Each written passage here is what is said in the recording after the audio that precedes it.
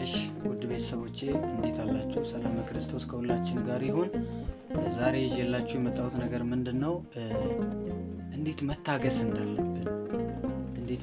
እንዳለብን ትንሽ እኔ ከማውቀው እና ከማየው ነገሮች ትንሽ ጥቂት ነገር ላጋራችሁ ብዬ ነው። ውድ ቤተሰቦቼ ይህንን ቻናል ሰብስክራይብ በማድረግ ቤተሰብ ያልሆናችሁ ቤተሰብ ሁኑ። እኔ ወንድማችሁ ዘማሪ ዲያቆን ካሳሁን ይቅር ስላልከኝ ነው አሁን ደግሞ በዩቱብ ደግሞ እንዳልፈርድ ደግሞ እንዳልፈርድ እርግጠኛ ነኝ 1000 ሰብስክራይብ እንደምታደርጉ በቤተሰቦቼ ተማምናችኋለሁ። እንግዲህ በፈተና መስናት ትንሽ ትዕግስት ያስፈልጋል። ስለ ትዕግስትን እንግዲህ መድኃኒታችን ኢየሱስ ክርስቶስ ስለ ትዕግስት ተናግሯል። ለምሳሌ በመጽሐፍ ቅዱስ ከቀደምት አበው አንዱን ኢዮብን ብናነሳ ይህ ኢዮብ እንግዲህ በመጽሐፈ ኢዮብ ምዕራፍ 1 እጅግ በጣም የኢዮብ ትዕግስት የሚገርም ስለ ትዕግስት ነው። ትዕግስት እንግዲህ ኢዮብ ከብዙ ትዕግስት በኋላ ብዙ ፍሬዎችን አግኝቷል። ይህም ፍሬ ምንድነው? ሁሉም ነገሮች በእጥፍ መንገድ ተመልሰውለታል። እግዚአብሔር እንግዲህ የሚሳነው ነገር የለም። እኛም ብንታገስ ብዙ ነገሮችን ቆም ብለን ብናይ እግዚአብሔር ደግሞ ብዙ ምላሾችን እንደሚሰጥልን ተስፋ እናደርጋለን ማለት ነው። እንግዲህ ብዙ ነገሮችን አይተን ማለፍ ከቻለ ይሄ ራሱ አንድ ትዕግስት ማያልፍ ነገር የለም። የሚያልፍ ነገር ስለሆነ ለሁሉም ነገር ለምሳሌ ብዙ አይነት ፈተናዎች ሲደርሱ ትዕግስት ያስፈልጋል። እግዚአብሔር ያሻግረኛል የሚል ነገር በልባችን ካለ እናልፈዋለን። ያንን ፈተና ማለት ነው እናልፋለን። የምናልፈው እንዴት ነው? ያስቀደምነው ማለት ነው እግዚአብሔር ያሻግረን፣ እግዚአብሔር ያሳልፈናል የምንል ከሆነ ማንን አስቀደምን ማለት ነው? እግዚአብሔር። ስለዚህ በኑሯችን መስመር ውስጥ ማን ሊኖር ይገባል? እግዚአብሔር ካለ ሁሉን ነገር የሚከውን የሚያስተካክል እግዚአብሔር ስለሆነ በትዕግስት ነገሮችን መጠበቅ ያስፈልጋል። ስለዚህ ትዕግስት ያስፈልጋል። ኢዮብ ብቻ አይደለም በመጽሐፍ ቅዱስ ውስጥ ትዕግስትን አስተምረው ያለፈው ኢዮብ ብቻ አይደለም። ብዙ ቅዱሳኖች አሉ። እነ ቅዱስ አባኖ የአባኖን ታሪክ በስፋት ቀጣይ ቪዲዮ ሲሰራ እንማራለን ማለት ነው። አባኖ እንግዲህ በሕፃንነቱ አይታችሁት ከሆነ በሕፃንነቱ ብዙ ነገሮችን ታግሶ ብዙ ነገሮች በአሲድ እስከ መቀቀል ሁሉ ደርሶ የዛሬ ዘመኑ ሰዎች እኛ ደግሞ እንደው ትሞታለህ ብንባል ትጠፋለህ ብንባል ሃይማኖታችንን ምንቀይር ሰዎች እኮ ነው። ምን በላው ብናጣ እንኳን ሃይማኖታችንን ምንቀይር ሰዎች እኮ ነው። ትዕግስት የለም በሕይወታችን ውስጥ ምን ስለሌለ ትዕግስት ስለሌለ ማለት ነው። አንዳንድ ሰው አይታችሁ ከሆነ ትዳር አልሆንለት ሲል ምን ይሆናል? አይ እዚህ ስላለው በዚህኛው በኦርቶዶክስነት ውስጥ ስላለው ነው ትዳር ያላገኘው። ለምን? እግዚአብሔርን እየተከተሉ ቀን ተሌት እያስቀደስኩ እየጾምኩ እየጸለዩ ምን አትቻል ትዳር አትቻለሁ። ስለዚህ ምን ያስፈልጋል? ሃይማኖቴን ብቀይር ደግሞ ይሆንልኛል። ትዕግስት በማጣት አምላክን የመሰለ እግዚአብሔር ሰጪም ነሺም የሆነ ለጋስ የሆነ ክቡር አባት እግዚአብሔርን ትተን ወዳልሆነ ስፍራ ለምን? ትዕግስት ስላጣ። በትዕግስት ውስጥ እግዚአብሔር ስለሌለ አይደለም ሁሉ ነገር መልስ ያጣ ነው። እግዚአብሔር ስለሌለ አይደለም። ለምሳሌ ትዳር ያጣ ነው እግዚአብሔር ስለሌለ አይደለም። ልጅ ያጣ ነው እግዚአብሔር ስለሌለ አይደለም። ገንዘብ ያጣ ነው እግዚአብሔር ስለሌለ አይደለም። ኑሯችን ያልተቃናው እግዚአብሔር ስለሌለ አይደለም። እግዚአብሔር ባይኖር መተንፈስ ሁሉ አንችልም። ዛሬ መተንፈስ የምንችለው ማን ስላለ? እግዚአብሔር ስላለ። አንደኛ እግዚአብሔር ትዕግስታችንን እየፈተነ ነው። ሁለተኛ እግዚአብሔር ምናችንን እየፈተነ ነው? ሃይማኖታችንን እየፈተነ ነው። ሶስተኛ ምናችንን እየፈተነ? ጥንካሬያችንን እየፈተነ። ስለዚህ ምንድነው? ለሁሉም ነገር ትዕግስት ያስፈልጋል። ለምሳሌ ሐናና ኢያቄም በሽምግልናቸው ወር ማንን ወልዳሉ? ፀሐይ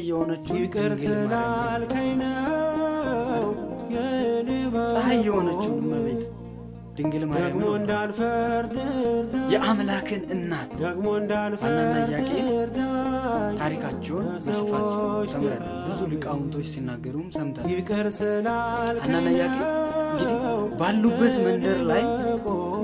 ባሉበት መንደር የማይወልዱ ሴቶች ካሉ እነዛ የእግዚአብሔር ቁጣ ያደረባቸው ወይም እርግማን ያለባቸው ተብሎ የሚታሰብበት መንደር ላይ ነበር። ማን? ሐናና ኢያቄም ማለት። እነሱ አዘወትረው ማንን ይጠይቁ ነበር? እግዚአብሔር ቤት ሄደው አምላክን ይለምኑት ነበር፣ ልጅ ስጠን እያሉ ማለት ነው።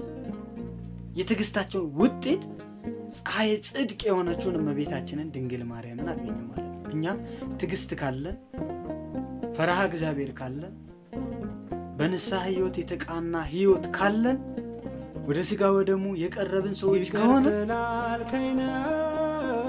ትዕግስታችን ሊፈተን ግድ።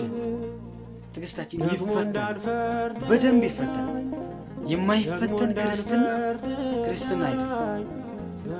የማይፈተን ሰው ሃይማኖት ያለው ሰው ግን ምን ይሆናል? ይፈተናል። በሚገባ ጥንካሬው ይፈተናል። ስለዚህ ትዕግስት ያስፈልጋል። ክርስትና ውስጥ ትዕግስት ካለ ፍሬዋን የምንበላበት ቀን ቅርብ ስለሆነ ለሁሉም ነገር ትዕግስት ያስፈልጋል። ሁለተኛ ጽናት ያስፈልጋል። መጽናት ያስፈልጋል። በአንድ ቦታ ጸንቶ መቀመጥ ያስፈልጋል። ይህ ጽናት ምንድን ነው? ቅዱስ ጊዮርጊስን ታሪኩን ሰምታችሁት ከሆነ የጸና ግንብ ነው። ምን እያለ የጸና ግንብ ሃይማኖቱ ማለት በክርስትናው የጸና 7 አክሊላትን እስከሚቀዳጅ ድረስ ቅዱስ ጊዮርጊስ በጣም የጸና ነው። ይገርፉት ነበር፣ ያሰቃዩት ነበር፣ በመንኮራኮር ውስጥ ይፈጩት ነበር፣ ያቃጥሉት ነበር። ምታተኞችን ሁሉ አመተው በምታተኞች ያስመቱት ነበር፣ በመርዝ ማለት። ግን የጸና ስለሆነ ይህ ክርስቶስ ባሪያ ነኝ ብሎ በጽናት በኩራት የተናገረው ቅዱስ ጊዮርጊስ 7 አክሊላትን እስከ መቀዳጅ። ብዙ ቅዱሳኖች አሉ። እነ ቅዱስ ቂርቆስን ብናይ ቂርቆስ ንጉሱ እያስፈራራው ባለ ጊዜ እናቱ ኢየሉጣን እንኳን እያጽናናት ነበር። አይዞሽ እያላት ነበር፣ በርቺ እያላት፣ ጠንክሪ እያላት። ዛሬ እኛም የሥጋዊ ፈተናዎች ሲመጡብን ነፍሴ ጠንክሪ፣ ሥጋዬ ጠንክሪ ማለት ይገባል። መሸነፍ የለብንም። ስለዚህ ጽናት ያስፈልጋል። ለምን? መንግስቱን ለመውረስ ነው የምንሄደው። እኛ የምንጓዘው፣ የምንጸልየው፣ የምንጾመው፣ ቤተ ክርስቲያን የምንሄደው ምንን ለመውረስ ነው? መንግስተ ሰማያትን ለመውረስ ብቻ፣ ሌላ ነገር። ስለዚህ በሃይማኖታችን ጸንተን ካለ የሚጸና ሁሉ ፍሬዋን ለመብላት አይታክትም፣ አይደክምም። ስለዚህ መጽናት ያስፈልጋል ማለት ነው። ሶስተኛው ደግሞ ምንድነው? ሃይማኖት ሊኖረን ይገባል። ይህም ሃይማኖት ምንድነው? ማመን፣ እምነት በውስጣችን ሊኖር ይገባል። እምነት ያመነን የጸና ግንብ መሆን ያስፈልጋል። ይህም የጸና ግንብ ምንድነው? ወላዋይ መሆን አያስፈልግም። አንደኛ የሞቀበት ላይ አሁን ዛሬ ነጠላ ለብሰው የሚያስቀድሱ ሆነው ነገ ደግሞ ዘፈን ሲማርካቸው ወደ ዘፈን የሚሄዱ፣ በነጋታው ደግሞ ቤተክርስቲያን ሲሄዱ ዝማሬው ይማርካቸው። በቃ ለአንድ ሳምንት ዘማሪ ነው። ለአንድ ሳምንት ደግሞ ጨፋሪ መሆን፣ ለአንድ ሳምንት ደግሞ ሰካራም መሆን፣ የአንድ ሳምንት ደግሞ የነሳ ሰዎች መሆን አያስፈልግም። ጽኑ የሆነውን ሃይማኖት ይዞ መቀጠል ያስፈልጋል። አሁን እኛ እየተቸገርን ያለነው ጽኑ ለመሆን ብቁ አይደለም። ለምን? ልቦናችን ስለሚያመነታ፣ በጣም ያመነታል። እንዴት ካለን ሁሉ ነገር የሚሞከር በቃ ለመሞከር ብቻ የምንታገል። አንዳንድ ሰው ምን ይላል? እምነት በውስጡ ሳይኖረው ሲቀር ምን ይላል መሰላቸው? ጸበል ቦታ ለመሄድ ወይም ፈውስ ለማግኘት ወይ ድነት ለማግኘት ምን ይላል?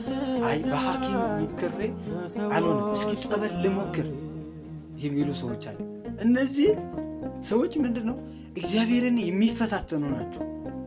በእርግጠኝነት የምናገረው እግዚአብሔርን የሚፈታተኑ ናቸው። እንዴት ካለን ኦርቶዶክስ የሚሞከር አይደለም። ቅድስት ቤተ ክርስቲያን የምትሰጣቸው ነገሮች ለምሳሌ ንስሐ፣ ለምሳሌ ጾም፣ ስግደት፣ ጸሎት፣ ስጋው ደግሞ መቀበል፣ ጸበል መጠመቅ፣ ቄደር መጠመቅ የሚሞከሩ ነገሮች አይደሉም። መሰረታዊ የሆኑ ነገሮች ናቸው የሚሞከሩ ነገሮች አይደሉም። ስለዚህ ወይ ስውሯ ሊሆን ይችላል፣ ወይ ሸንቆሮ ሊሆን ይችላል፣ ወይ ሰሚነሽ ሊሆን ይችላል። የተለያዩ ቦታዎች ብዙ ጸበሎች አሉ እና እነዚህ ቦታዎች ላይ እጄ ልሞክር የሚሉ ሰዎች ሙከር አምላክ አይደለም። ይቅር ስላልከኝ ቤተክርስቲያናችን የሚሰጣቸው ነገሮች ሁሉ የሚሞከሩ አይደለም፣ የሚሆኑ ናቸው። ብንጠይቅ ከእግዚአብሔር የምንቀበለው ጸበልን ብንሄድ ፈውስ የምናገኝ፣ ንስሐ ብንገባ ከኃጢአታችን ማሰሪያ የምንፈታበት ነው። ስጋው ደግሞ ብንቀበል ደግሞ መንግሥተ ሰማያት የምንወርስበት። ስለዚህ በሕይወታችን አንድ ሰው ውስጥ እነዚህ ሶስቱ ነገሮች መሰረታዊ ነገሮች ናቸው እና እነዚህን ሶስቱ ነገሮች በልበ ሙሉነት ልናሳካ ይገባል። ስለዚህ እግዚአብሔር እነዚህን ነገሮች አሳክተን አድርገን ፈጽመን በረከት የምናገኝበት ያደርግልን። እስከዚህ ድረስ መታችሁ ቻናሉን ሰብስክራይብ ሳታደርጉ እንዳትሄዱ፣ አደራ ሳታደርጉ እንዳትሄዱ። እኔ ወንድማችሁ ዘማሪ ካሳሁን ቢበረታ ብዙ ነገሮችን ብዙ አባቶችን እያመጣን ብዙ ወንጌል የምንማርበት ይህን ቻናል ሰብስክራይብ እያደረጋችሁ ቤተሰብ እንድትሆኑ ላለው ወስብሐት ለእግዚአብሔር። ይቆየን።